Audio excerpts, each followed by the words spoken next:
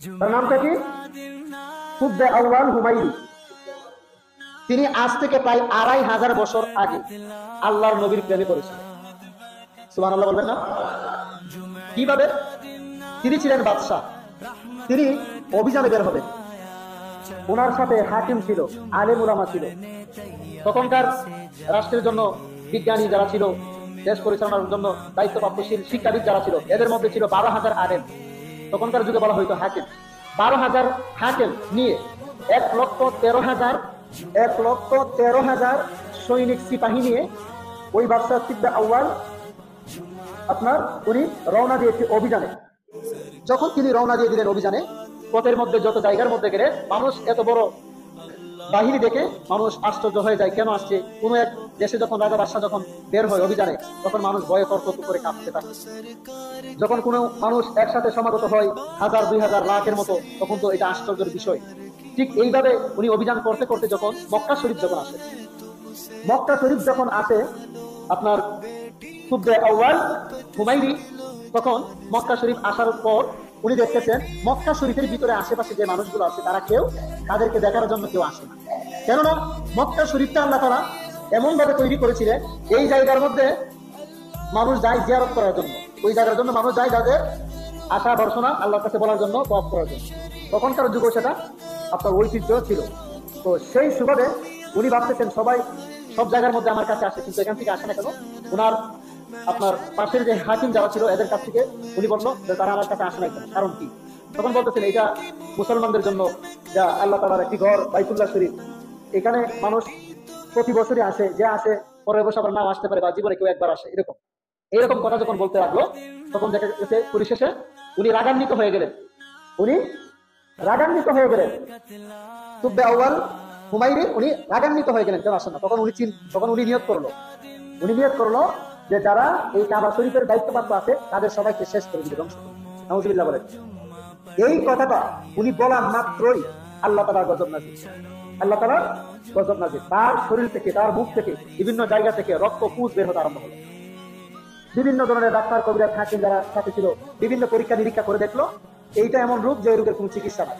তখন ওনার যে হাকিম যারা ছিল এদের মধ্যে একজনকে জিজ্ঞেস করলো, যে সবচেয়ে বিজ্ঞ, যে এর কারণটা কি হতে পারে? উনি বলতে লাগলো এই যে আপনি এখানে আসার কারণে, আপনি এখানে আসাতে আপনি কি এই জায়গার কোনো খারাপ কোনো মন্তব্য করেছিলেন? এই জায়গার জন্য কি কোনো খারাপ মন্তব্য করেছিলেন? বলছে হ্যাঁ আমি করেছিলাম। কি করেছিলেন? আমি এই কাবা শরীফ বা কাবা শরীফের দায়িত্বপ্রাপ্ত যারা আছেন তাদেরকে ধ্বংস করে দিই।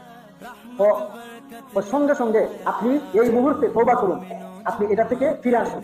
তখন বলছে তাই নাকি? বলছে হ্যাঁ। এই কথা যখন বললো সঙ্গে সঙ্গে এখান থেকে উনি ফিরে আসুন, তওবা করলো। সঙ্গে সঙ্গে উনার শরীর থেকে যে রক্তপুষ, বিভিন্ন যে আপনার সমস্যা দেখা দিচ্ছে এগুলা আপনার শেষ হয়ে গেল।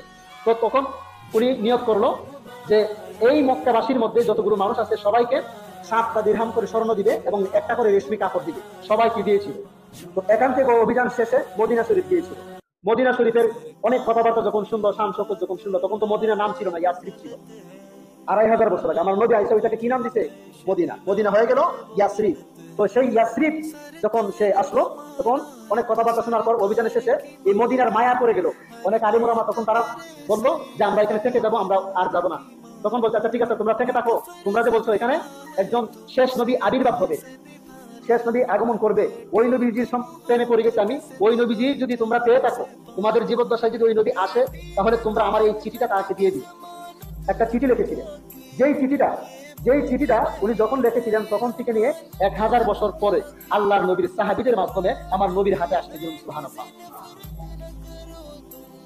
সেই চিঠিটা যখন রাসূল আকরাম সাল্লাল্লাহু আলাইহি ওয়াসাল্লাম যখন মক্কা থেকে যখন হিজরত করে যখন মদিনায় যখন গেলেন, তখন মদিনাবাসী বলতে লাগলো আমার বাড়িতে আসেন, আমার বাড়িতে আসেন। তখন উনি বললো না, আমার যে উট আছে ওই উটনি যেখানে গিয়ে টানবে ওইখানের মধ্যে আমি কাদু করবো। তো ওই উটনিকে ছেড়ে দিলেন, উটনির সাথে যাইতে লাগলেন। ওই উটনি আপনার যাইতে যাইতে যেই জায়গার মধ্যে বর্তমান যে রওজা শরীফ, মদিনা শরীফ, নবীজির যে রওজা শরীফ, ওইখানের মধ্যে থামলেন। থামার মাত্রই ওইখানে উনি আস্তাবুত করলেন যে এটা আমার জায়গা, এখানে আমি তাবু গাড়বো। তো এখান থেকেই ইসলামের প্রচার প্রসার আবার শুরু হয়ে গেল। তো কাজেই যে চিঠিটা একজন সাহাবী উনি বললেন আপনি আমার বাড়িতে আসেন, ওনাকে নিয়ে গেল। তখন বলছেন যে একজন আনসার সাহাবী আবু মুসা আশআরী রাদিয়াল্লাহু তাআলা, তো উনি যখন নিয়ে গেলেন, তো উনি নিয়ে যাওয়ার পর আবু লাইলা নামে একজন দাসী ছিল, তার কাছে চিঠিটা ছিল। তাকে বললো ওই সাহাবী যে আমাদের ঘরে যে চিঠিটা আছে ওই চিঠিটা তুমি নিয়ে আসো। ওই চিঠিটা যখন নিয়ে আসার জন্য বলছে, নিয়ে আবার অন্যান্য রেওয়ায়তের মধ্যে আসছে ওই দাসীকে দেখেই আমার নবী বলতেছে, অন্যান্য রেওয়ায়তের মধ্যে আসছে ওই দাসীকে দেখেই, আবু লাইলাকে দেখেই আমার নবী বলতেছে তুমি আবু লাইলা না? বলছে হ্যাঁ। তো তোমার কাছে একটা চিঠি আছে না, ওই চিঠিটা তুমি নিয়ে আসো। সুবহানাল্লাহ।